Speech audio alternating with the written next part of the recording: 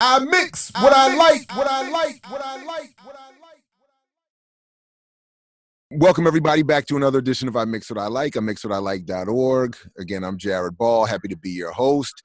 And joining us now for this discussion is Dr. Monique Bedasse, who is an assistant professor of history and African African-American studies at Washington University in St. Louis, where she teaches courses in African history, Caribbean history, and Africana studies. She is also a fellow graduate of the legendary Africana Studies and Research Center at Cornell University, but joins us now specifically to talk with us about her latest book, Jah Kingdom, Rastafarians, Tanzania, and Pan-Africanism in the Age of Decolonization, a new book freshly out on the University of North Carolina Press. Dr. Bedasse, thank you for joining us. Welcome. Thank you, Jared. Thank you for having me. So I wanted to start with, I told you before we were going to get started that I wanted to start with something admittedly kind of trifling in a pop cultural sense. You know, both of us we teach, we're on campuses a lot, and invariably it seems that without end, generation after generation, every semester we get the kind of a reoccurrence of the dorm room poster selection variation or t-shirt selection, or we get students coming on campus, and a lot of them to this day like to wear or make reference in some form or fashion to Bob Marley, often in, almost exclusively, unfortunately, in the context of just smoking weed. Or at least just basically, with his more popular forms of music. But so I wanted to start with that and have you maybe talk a little bit about Bob Marley and how he figures into your book and into your story, and where you're trying to take us with this discussion of Rastafarianism. Because you actually write at one point, you talk about, in fact, you say here, the highly recognizable Rasta iconography has long been associated with the process by which the once marginal movement transitioned into the mainstream, as well as the ways in which the international consumers of such iconography have adapted Rastafari to different local circumstances. Jah Kingdom instead emphasizes an interior history of Rastafari that sees its evolution from within and not from the perspectives of those who have adapted the movement's cultural symbols to different local circumstances. So when I read that, I thought immediately of just this college experience and students and this cultural adaptation or appropriation of Bob Marley and these symbols without the kind of depth that you bring to it in this book. So with that long sort of, again, trifling beginning, could you use that to bring us into the depth and substance that is in your book? Okay, so it's not trifling. I think most people will enter Rastafari through such a reference, right? Mm-hmm. And I think that's an important part of the history, how Rastafari, its international growth through the prism of culture. And Bob Marley appears in the book in chapter 3 briefly in terms of his relationship with former Prime Minister of Jamaica, Michael Manley. Mm-hmm. But my book is actually trying to take readers away from that interpretation of Rastafari's international growth, right? So I think I would say the most fundamental conceptual leap I'm asking readers to make is to think of Rastafari's international growth less in terms of its transmission through culture, so reggae music, art, etc., and more in terms of the movement of Rasta people, and specifically repatriation, and for my book, repatriation to Tanzania in the post-independence period.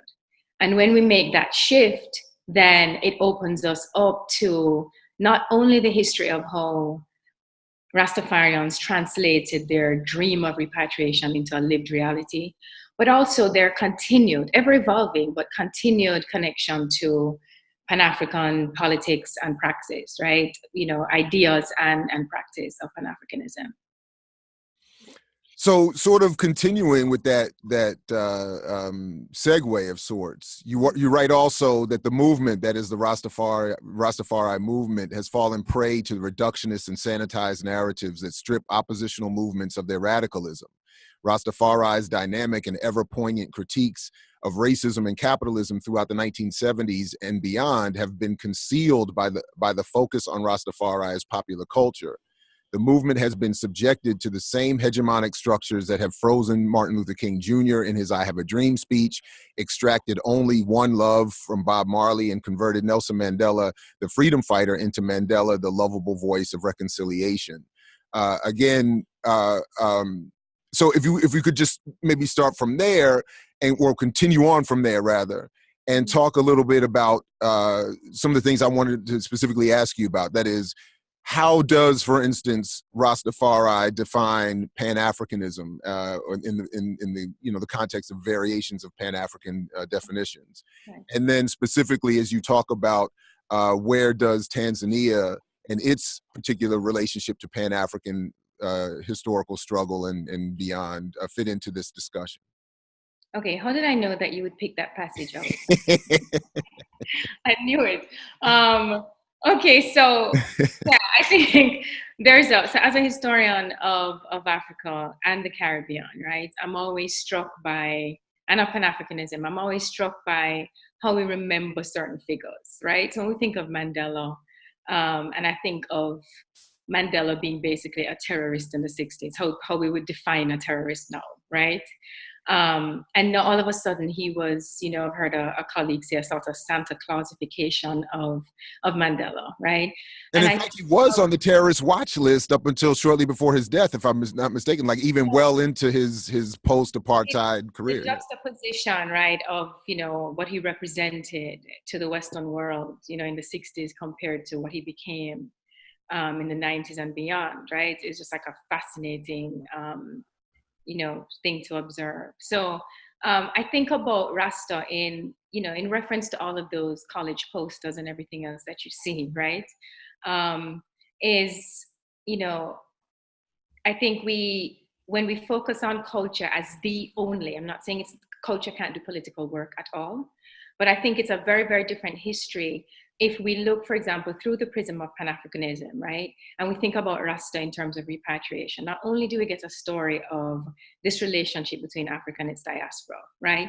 But we do not lose sight of the fact that in the post-independence period, right, there's a shift across Africa and the Caribbean, in that there's a shift from colonial rule to independent states. And what we have are independent states led by Black people, right? And that is a very generative and hopeful, heady moment for Black people, right? Because on one hand, it allows for greater Pan-African mobilization. And this is where states like Ghana, under Nkrumah, and Tanzania under Nyerere step in, right? And become this impetus for diasporic mobilization, right? And so through this repatriation, we are able to really focus on not just the fact that Rastafarians put the case to Nyerere, saying, okay, you are a Pan-Africanist, Africa is home. We think of ourselves, our primary identity is African and not Jamaican. Our identity never come in a diasporic, or freedom can never come in a diasporic space, right? And so we focus on what does it mean that Rastas have always thought about, theorized about African liberation. When they're in Africa, close to the action, Tanzania becomes this mecca of Pan-African activity, right? And members of all of the liberation movements of Southern Africa are stationed there. So they're able to act on these ideas that they'd had for decades, right? What does it mean that they've always had a critique of capitalism? And how does that translate into this period when we have Black governments that begin to suppress radical Black activists within their borders, right? How do those ideas about race, which of course we know that nationalism does not in any way solve the problems of Black people globally, right? So while it opens up these new opportunities, it also points out the divisions, right, even more. Class or the fact that these politicians become these elites, right? So what does that mean in terms of the evolution of Pan-Africanism?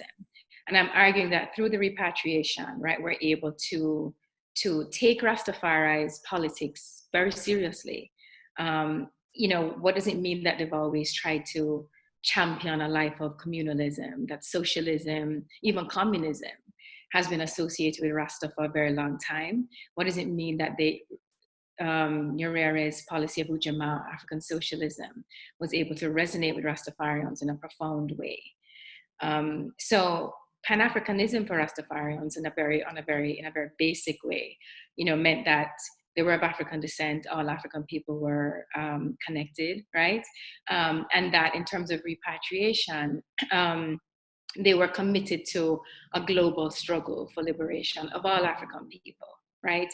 And so repatriation was not just about this dream to escape Babylon, so to speak, right? But it was about their participation also in this wider Pan-African struggle for liberation. And as a result of that, the repatriation also yields this history of how Rasta is connected, has been connected, and was certainly connected in this period to a wide Pan-African network of scholars, politicians, lay people, activists, and others. In as you were responding there, I was thinking about, because you also talk a little bit about both through the sort of personalized example of Michael Manley as the head of Jamaica, but more broadly speaking, the state itself and its relationship to Rastafarianism. In that, yes, for much of us outside of Jamaica, Rastafarianism and Bob Marley and reggae are the popular cultural export. But that doesn't mean that the state itself was always welcoming of that movement. And as you were just describing, Rastas represented a number of potentially threatening ideological and cultural positions vis-a-vis the state. So that was one of the, anyway, I actually, maybe this is a good point to ask you to say another word or two about that, the relationship of these states, particularly Jamaica and then Tanzania, to Rastafarian movements. And I guess let me just say very quickly, because my one trip to Tanzania in the 90s, I ended up staying briefly with a brother who was a Rastafarian. And I admitted at that time I was confused by that, because I was like, I thought you were all primarily just in Jamaica. And he was like, he introduced me to a whole community of Rastas over there. And then he went further to say not only were Rastas not just indigenous or specific to Jamaica, but that he himself, having been born in Olduvai Gorge, where humanity is said to have begun, he was saying we are the first people, literally, like the Rastas and African connection is innate from the beginning of humanity, which I at the time thought was wild and very different. But your book adds a lot of depth and validation to that claim that he was making to me a long time ago. But anyway, if you would just say a quick word or two about the relationship and anything else you wanted to add about what you said about Michael Manley in your book between the state and Rastafarianism as movements and spiritual practices. Okay, so Rasta has, I should say, Jamaica has this long history, right, of this sort of contradictory history. That on one hand, we're known for, the radicalism of Marcus Garvey and Rasta, and on the other, this very colonial-minded population, right, with all the crises that come with mental enslavement, right?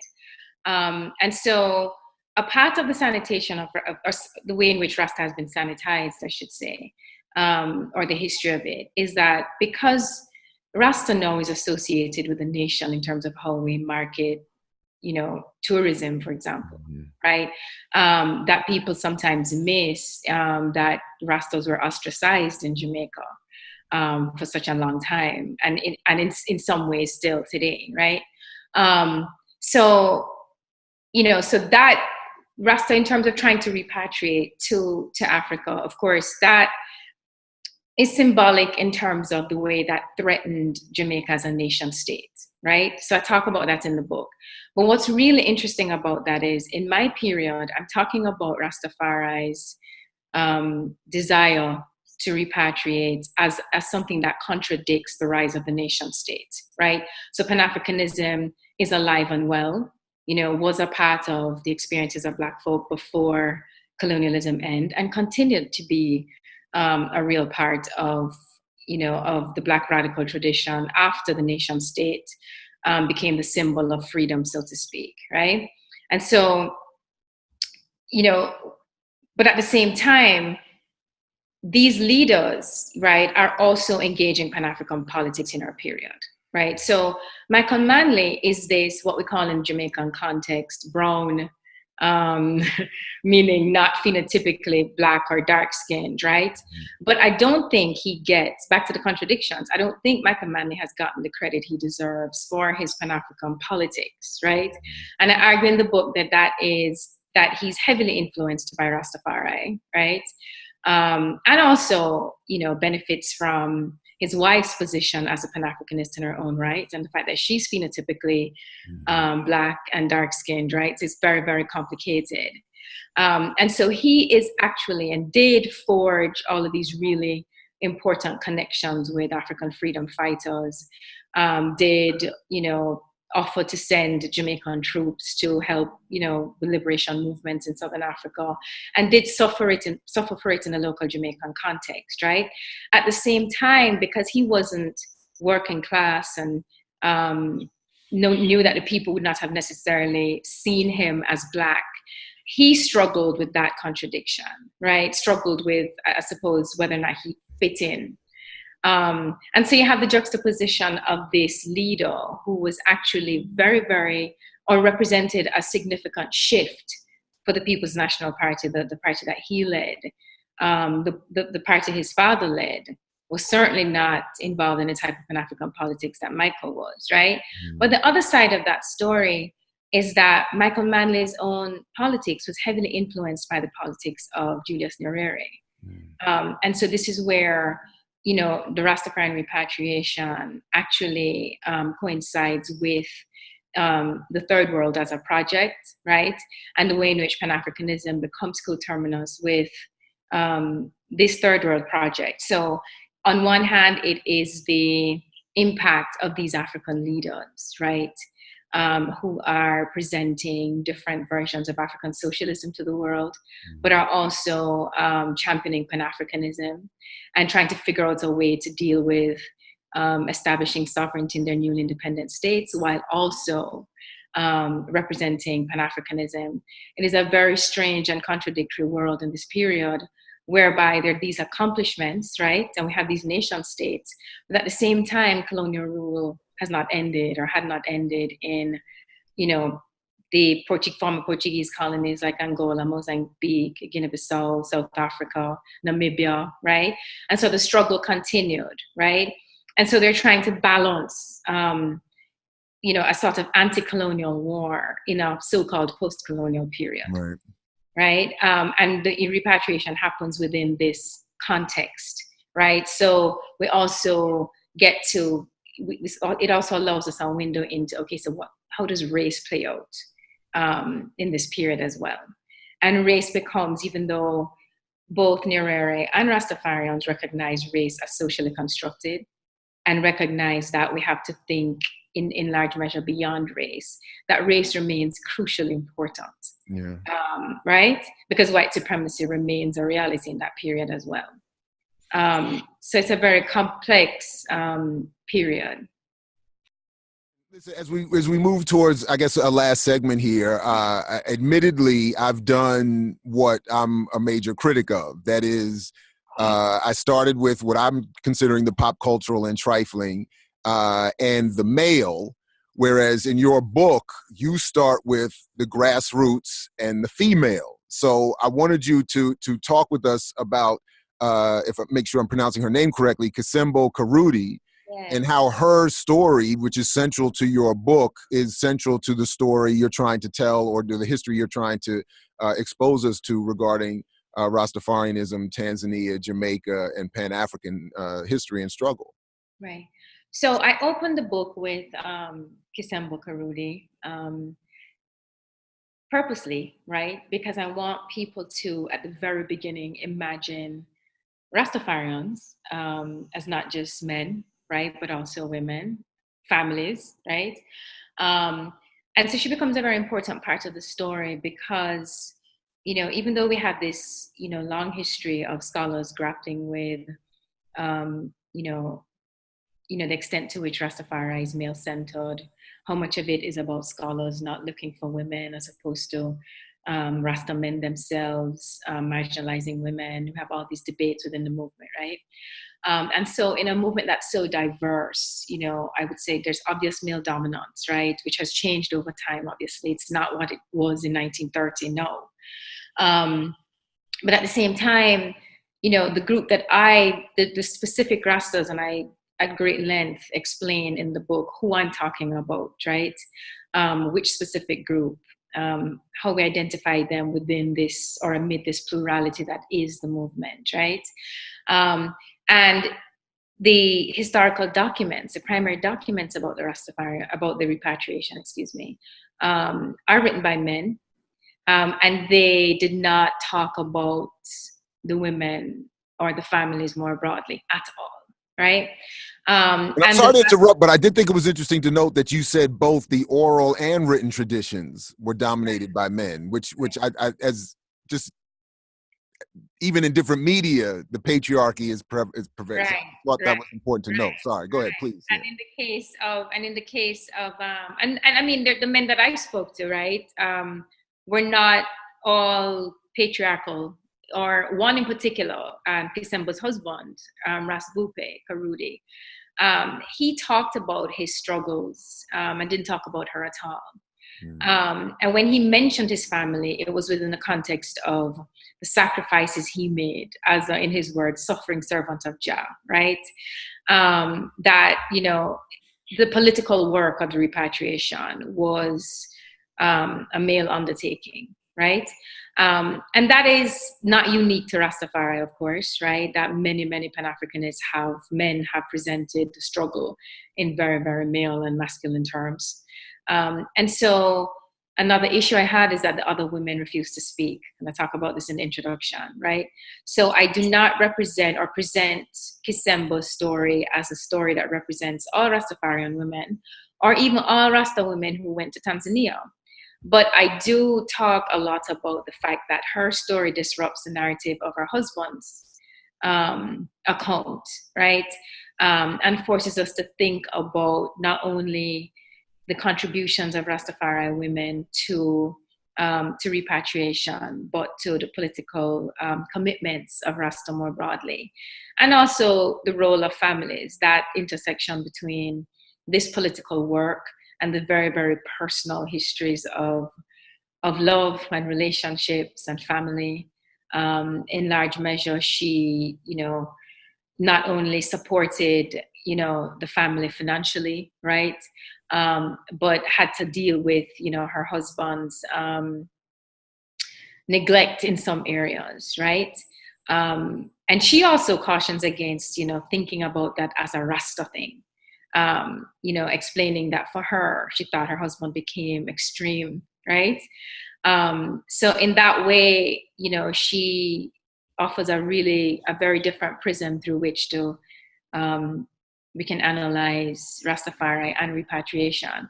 And I'm arguing also that repatriation allows us to think about the gender trouble within Rasta in different ways. How does that change because of the repatriation, right? What types of pressures do moving to a new environment and making decisions about where children go to school and confronting the realities of life in Africa, in continental Africa, in a way that might challenge romanticized notions of what happens on the continent, right?